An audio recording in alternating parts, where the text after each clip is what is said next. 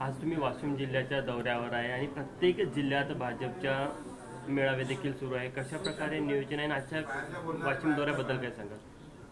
महाराष्ट्र भारतीय जनता पक्षाने कार्यकर्ता संवाद यात्रा अभियान आणि पुणे अधिवेशनानंतर महाराष्ट्राच्या 69 जिल्ह्यामध्ये जे आमचे संघटनात्मक जिल्हे आहे महाधिवेशन सुरू आहे आणि आजही वाशिममध्ये महाधिवेशन आहे.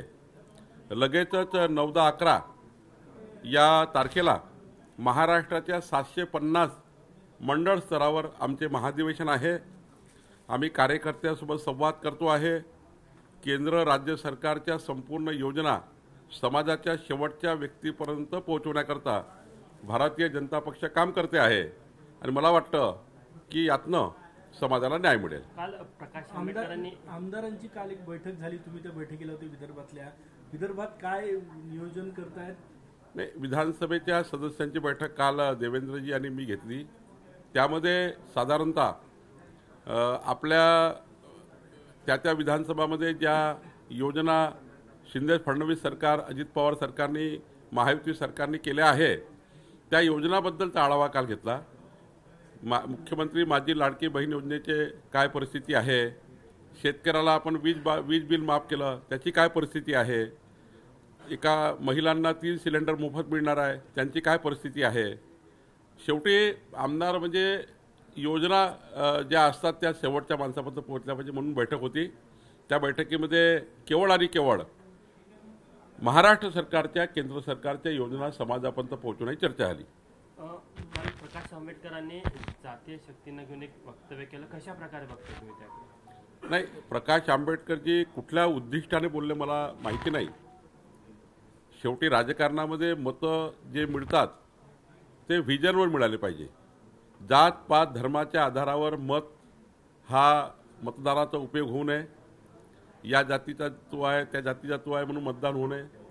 किमान व्हिजन असलं पाहिजे. मतदान घेतल्यानंतर त्या भागातल्या जनतेचे कामं केले पाहिजे.